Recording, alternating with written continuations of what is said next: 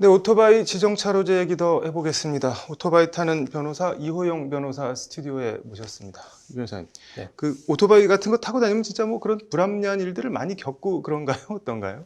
불합리하고 무엇보다도 되게 위험합니다. 어, 실제로 운전자들이 대부분 네, 이제 앵커께서도 운전을 네, 하시겠지만 네, 대부분 운전할 때 왼쪽 차로를 선호하거든요. 네, 그 이유는 거기가 빨리 갈 수 있고 안전해서이지 않습니까? 네, 반면에 그 오른쪽 차로, 네, 하위 차로는 각종의 그런 위험이 도사리고 있고 네, 주행 흐름도 늦고 네. 그러다 보니까 이제 상위 차로를 선호하는 건데 네, 실제로 오토바이 운전자 입장에서 네, 그 지정차로를 지키는 것이 얼마나 위험한가. 최근에도 되게 안타까운 사고가 있었어요. 네. 그 지정차로를 지키기 위해서 네, 가장 하위 차로로 주행하던 네. 오토바이 운전자를 화물차, 대형 트럭이 뒤에서 그대로 추돌해서 그 자리에서 즉사한 사고도 있었거든요. 네, 그리고 제가 또 최근에 제보받은 사건 같은 경우는 네, 이제 하위 차로로 네. 주행을 하다가 심야에는 그 하위 차로에는 각종 그 불법 주차되어 있는 트럭들이 네, 많지 않습니까? 네. 근데 밤에는 그게 잘 안 보이기 때문에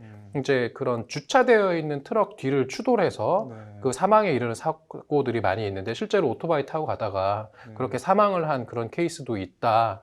자기 동생이 그런 사고를 겪어서 너무 안타깝다. 하루빨리 지정차로제가 없어졌으면 좋겠다. 이런 댓글도 막 달리고 그러고 있습니다. 이번에 뭐 오토바이 지정차로제 헌법 소원 낸다고 하시는데 언제 내시는 건가요? 현재 헌법소원은 네. 지금 올 그 10월 네. 안에 1차로 먼저 접수를 할 예정이고요. 네. 근데 헌법소원이 사실은 이런 지정차로라는 것이 네. 오토바이를 타는 사람들은 다 피부에 와닿는 아주 중대한 문제라고 느끼는데 네. 실제 일반 국민들이나 네. 헌법재판관들 입장에서는 이게 그렇게 중요한 문제인가 하는 또 의구심이 있을 수 있어요. 그래서 네. 좀 한 명이라도 더 많은 사람들이 네. 이 소송에 참여를 하도록 좀 하기 위해서 일단 지금까지 모여있는 인원이 지금 300명이 조금 안 되거든요. 네. 그래서 일단은 모여있는 분들은 접수를 하고 네. 그리고 계속 추가 접수를 해서 2차, 3차 음. 이렇게 좀 접수를 해서 제 생각에는 1000명 이상 라이더들이 이 지정차로 제도를 규정하고 있는 도로교통법 시행규칙 별표 9의 위헌을 헌법재판소에 촉구하는 그러한 좀 움직임을 한번 좀 해보려고 노력 중입니다. 이게 뭐 첫 번째 헌법 소원인가요? 지정차로제? 지금 제가 알기로는 그 오토바이와 네. 관련된 지정차로는 최초고요. 네. 뭐 이게 제가 판례 검색해 보다 보니까 네. 소형 트럭 운전자가 네. 또 이런 지정차로제에 대해서 네. 본인이 이제 벌금을 부과받고 네. 이것이 부당하다라고 해서 이제 헌법 소원을 제기한 적이 있었는데요. 네. 그거는 이제 뭐 기각되었던 것으로 보이고 네. 오토바이 관련해서는 처음인 네. 것으로 알고 있습니다. 이게 뭐 어떤 점이 위헌이라는 건가요? 그런데? 뭐 가장 중요한 거는 네. 어떤 이러한 규제가 네. 갖춰야 되는 어떤 최소한의 그런 합리성이 결여된 네. 그런 법령이다. 다시 말해서 위헌이다라는 것이고요. 이게 어쨌든 그런 우리 헌법상 네. 기본권은 법률로서 정하는 어떤 그런 네. 구체적인 사유를 들어서 제한은 할 수 있거든요. 네. 그런데 문제는 그러한 제한이 네. 그런 최소한의 어떤 그런 합리성을 결여한다든지 네. 아니면은 그것보다는 조금 더 규제가 네. 어떤 좀 덜 할 수 있는 네. 다시 말해서 그 규제를 받는 국민의 권리를 좀 덜 침해할 수 있는 그런 합리적인 방안이 있는데도 네. 그러한 것들을 안 하고 불합리한 어떤 규제를 하면 네. 그것에 대해서는 이제 헌법재판소가 위헌 선언을 해서 그러한 법령을 네. 무효화시킬 수 있는 것이죠. 이게 뭐 정식 심리에 올라가게 되면은 그럼 핵심 쟁점은 어떻게 되는 건가요?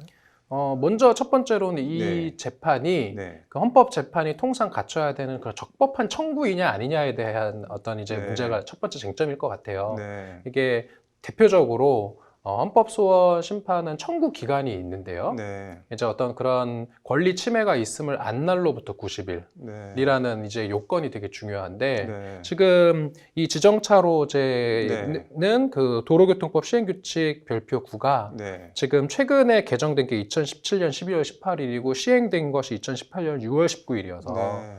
이미 이날을 기준으로 하면 뭐 안날로부터 90일이 지났다라고 볼 여지도 있는데 네. 이제 다행인 것은 네.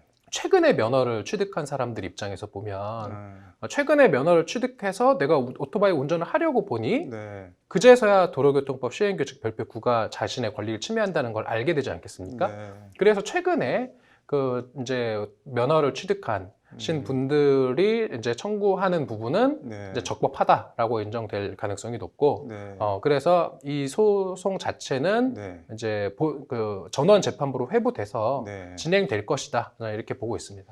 뭐 형식적인 면은 그렇고 그럼 내용적인 면에서는 뭘 갖고 판단을 하거나 다투게 되는 건가요, 여러분? 일단은 가장 중요한 것은 네. 이거는 이제 헌법 이제 10조, 11조에서 파생되는 그 네. 행복주금권, 그다음에 평등권, 그런 쪽에 이제 위반을 주장해 보려고 하고요. 네. 제가 방금 말씀드렸던 것처럼 그 규제 법령이 갖춰야 네. 되는 최소한의 합리성을 결여한 것이다. 네. 사람의 권리를 이제 제한하려면 그 법이 목적이 정당해야 되고, 그다음에 정당한 목적을 달성하기 위한 수단이 적합해야 되고, 네. 그 수단이 적합하더라도 필요 최소한의 침해만 해야 된다라는 건데, 네. 지금 이 지정차로제 같은 경우는 그 도로교통법의 그런 목적이 두 가지라고 네. 볼 수 있거든요. 이제 원활한 교통 흐름, 네. 그다음에 교통 안전. 네.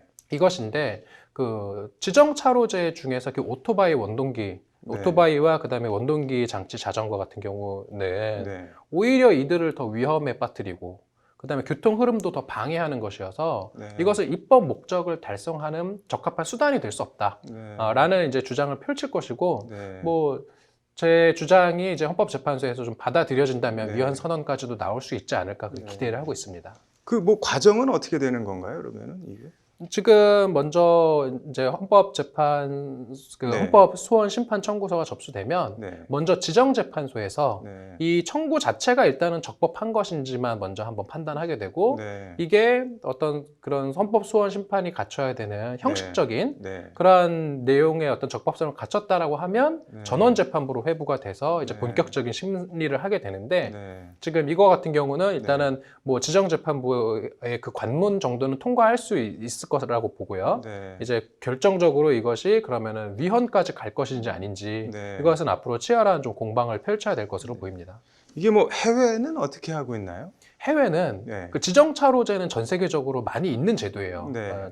차의 종류에 따라서 네. 차로를 통행하는 네. 기준을 나누는 건데, 이게 독특한 게 네. 오토바이 같은 경우는 네. 뭐 EU나 그다음에 뭐 미국이나 이런 쪽, 호주나 이런 쪽은 네. 전부 오토바이는 원칙적으로 상위 차로로 주행을 하도록 합니다. 왜냐하면 상위 차로를 이제 주행하도록 하는 차들이 보통 소형차, 네. 소형 승합차 이런 쪽은 네. 이제 상위 차로로 가고, 대형 트레일러 아니면 뭐 대형 트럭, 네. 아니면 뭐 특수 네. 이제 그런 자동차처럼 네. 뭔가 크고 무겁고 느리고 다른 차에게 위험을 끼칠 수 있는 음. 그러한 차량은 이제 하위 차로로 가게 하는데, 네. 지금 우리나라만 유독 그 오토바이를 하위 차로로 가게 하는, 그래서 전 세계적인 어떤 글로벌 스탠다드와 정반대의 길을 가고 있다.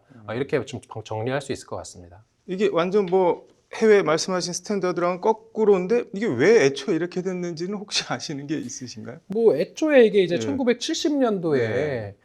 처음 지정차로제가 도입될 당시를 우리가 떠올려 보면, 네. 그때는 125cc조차도 없었고 자동차보다 훨씬 느린, 지금으로 치면은 아. 약간 그런 소형 스쿠터 네, 뭐 소형 이런, 스쿠터 뭐 한 50cc 정도 네. 이런 오토바이들밖에 없었던 시절이어서 음. 그때는 상위 차로로 가면 교통 흐름을 방해했겠죠. 네. 그런데 지금은 이제 시대가 많이 바뀌어서 네. 오토바이들이 대부분 다 125cc 이상이고, 125cc 정도만 되면 네. 시속 100km가 나오거든요. 네. 그러면은 그러한 오토바이들은 이제는 일반 승용차와 견주어서 똑같이 교통 흐름을 방해하지 않고 주행할 수 있는데, 그러한 어떤 시대적인 그런 네. 환경의 변화를 우리 법령이 따라가지 못한 결과 오늘의 이런 불합리한 상황이 초래된 것 같습니다.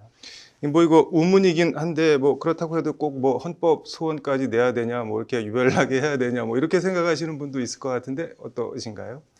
이게 헌법소원 심판이라는 네. 어떻게 보면 우리 그 대한민국의 어떤 네. 법령의 해석의 최고 기관은 이제 대법원과 헌법재판소가 있는데, 네. 그래서 저는 지금 대법원과 헌법재판소의 판단을 모두 받아보고 싶은 거예요. 그래서 네. 실제로 그 지정차로 위반 네. 벌금 처분을 받은 사람들은 네. 법원에서 재판을 하는 것이고, 네. 그다음에 벌금 처분이나 이런 걸 안 받은 네. 일반 오토바이 운전자들은 헌법재판소에 가서 이런 법령, 그 도로교통법 시행 규칙에 대한 네. 법령 소원이라고 하거든요. 네. 이런 법령에 대한 헌법 소원을 제기하는 이 투트랙을 통해서 우리나라의 어떤 그런 최고 네. 그런 법 해석 기관의 판단을 한번 받아보자. 음. 그래야지 이러한 불합리한 상황이 바뀔 것이다. 저는 네. 이렇게 보는 것입니다. 뭐 결과 전망해 보신다면 뭐 자신 있으신가요? 네, 어떠신가요? 저는 뭐 자신 있습니다. 일단은 네. 헌법재판관들이 네. 합리적인 판단만 내려준다면 다른 네. 선입관 없이 네. 이 지금 문제가 되는 심판 대상 조항이라고 하는데 네. 심판 대상 조항이 과연 법령이 갖춰야 되는 최소한의 합리성을 갖춘 것인지 이 부분만 꼼꼼히 들여다봐 준다면 네. 얼마든지 위헌 선언이 나올 수 있다. 저는 이렇게 봅니다. 뭐 저희도 결과 지켜보면서 그때그때 보도해 드릴 거 있으면 보도해 드리겠습니다. 오늘 잘 들었습니다.